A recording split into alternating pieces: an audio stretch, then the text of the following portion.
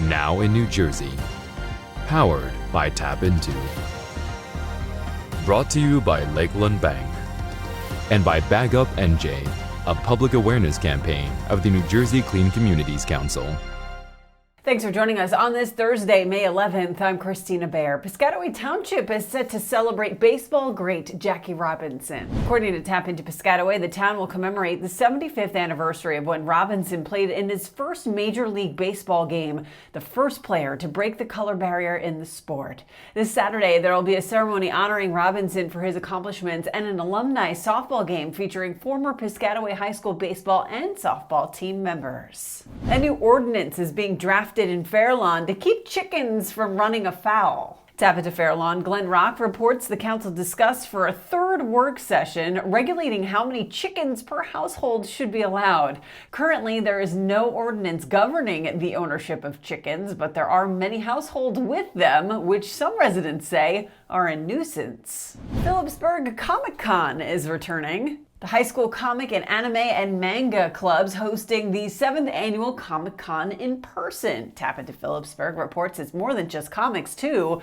The event is family friendly and will have panels, kids activities, comic giveaways, and a Comic-Con exclusive print. Up next, a young Cranford resident with a rare disease gets a big surprise from the high school baseball team.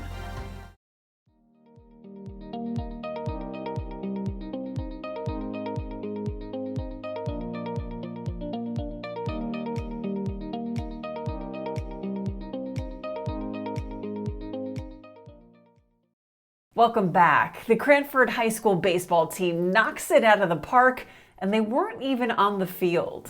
Born with a rare disease that affects all of his limbs, Finn O'Neill has had multiple surgeries in just his 6 years of life. Well, the team heard about his struggles and surprised him before he went into his 8th surgery. TAPinto Cranford publisher Jennifer Glacken has the uplifting story. So he has this thing called FATCO syndrome, FATCO, and it's an acronym for, I couldn't even, for a lot of medical terms, for basically for limb differences. I think the statistics I was looking up was 6 to 20 births out of 1 million. Wow. Is just FATCO syndrome in general. And that's affecting any limb, one limb. And he has it affecting all 4, which is even more rare. Wow. His mom said something about when he was born, and even now she thinks there's 64 cases like him in the world, something along that with all 4. So it's very rare. And part of what he has is bilateral fibular hemimelia, which is his fibulas in his legs, which are the smaller bones. He's missing one in one leg and the other one has a shortened. But he has had 8 surgeries in 6 years of his life. The first one, he was 3 weeks old. And basically what she was saying is his foot is detached from his leg. The only thing holding it together are the muscles, the tendons, like there's no joint like really holding it together. So by the time he was ready for his surgery, his foot had basically turned like upside down because he was playing soccer and they're trying, he does wrestling. He's an active 6-year-old boy.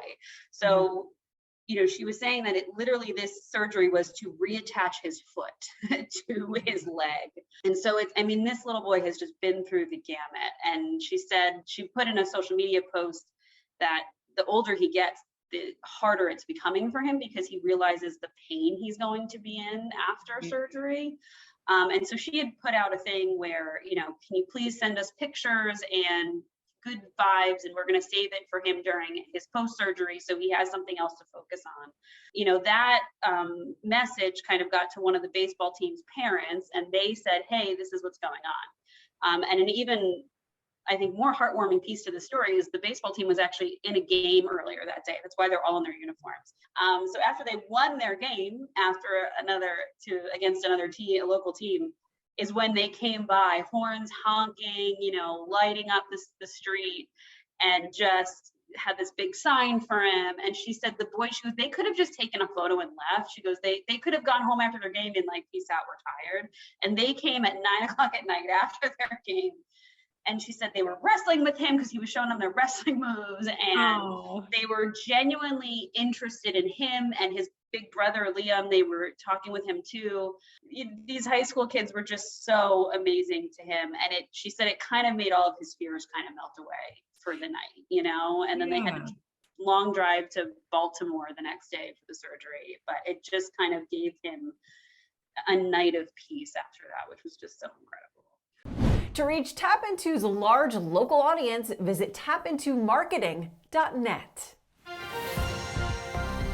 Thank you for joining us. This has been Now in New Jersey, powered by TAPinto, brought to you by Lakeland Bank and Bag Up NJ, a public awareness campaign of the New Jersey Clean Communities Council.